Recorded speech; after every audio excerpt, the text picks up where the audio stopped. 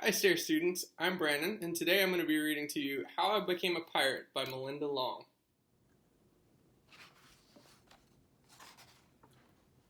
Pirates have green teeth when they have any teeth at all. I know about pirates because one day, when I was at the beach building a sandcastle and minding my own business, a pirate ship sailed into view. I knew what it was because its flag had a skull and crossbones on it, and because I could hear the pirates singing, "Hey ho, blow the man down." They were a little off key. I tried to tell Dad, but he was busy setting up the beach umbrella. I tried to tell Mom, but she was busy slathering my baby sister with sunblock. So I went back to my sandcastle, but I kept an eye on the pirates. By then, they were rowing to shore. When they landed, the head pirate climbed out of the boat and yelled, "Ahoy thar, mighty! Be this the Spanish Main?" "No," I said. "This is North Beach." "Shiver me timbers," the pirate said. "We must have taken a wrong turn at the Bora Bora."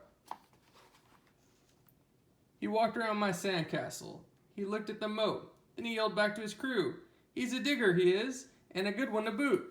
"A good one to boot," the others agreed.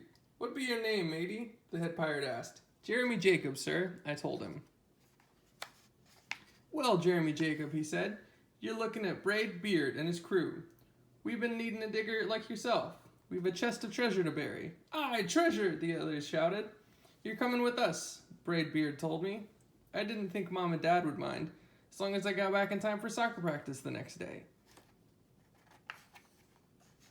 That's how I became a pirate. As soon as we were on board, Braidbeard showed me the chest of gold and jewels. "Got to find a safe place for this here treasure. It's high time we were off," he announced. "We're off!" we all shouted, and then we set sail.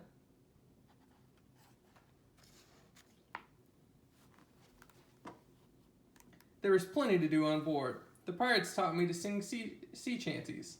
The louder, the better. And to say real pirate stuff like landlubber and scurvy dog. By dinner time, I could speak pirate perfectly. I also learned the pirate manners. Braidbeard pounded his fists on the table and yelled, "Down the hatch, me laddies! Down the hatch!" we all shouted. Braidbeard gulped his food and said, "Hand over the meat!" "The meat!" we all roared. Nobody told us to finish our spinach, there wasn't any, or to chew up our carrots. They weren't allowed on board. We talked with our mouths full, and nobody said please or thank you. After dinner, I tried to teach the pirates to play soccer. Braidbeard kicked the ball and yelled, "Arr, soccer! Arr, soccer!" the crew yelled. Then everybody dove for the ball at once, and I rolled right off the deck. "After it, me hearties," Braidbeard commanded. "After it?" we all whispered. We fought over who would go get the ball, but it didn't matter anyway, because a shark came along and swallowed it in one gulp. So much for soccer.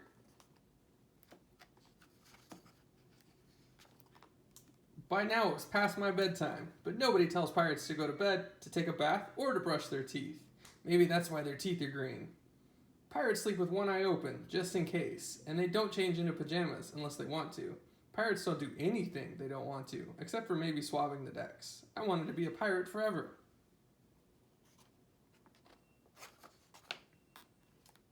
But then I found out what else they don't do. When I couldn't stay awake any longer, I asked Braidbeard to tuck me in and read me a story.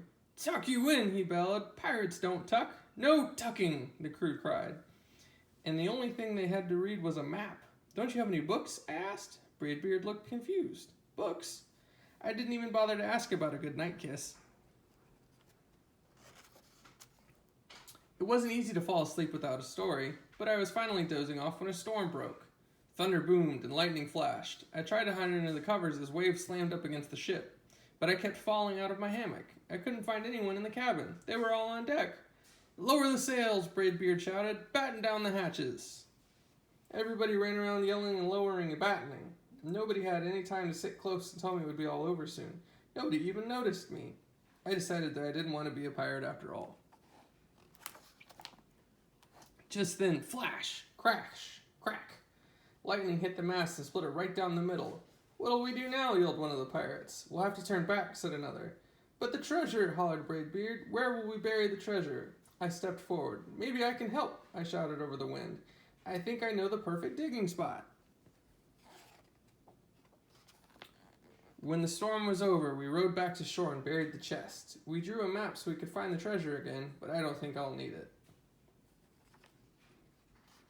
After that, the pirates repaired the ship and got ready to set sail.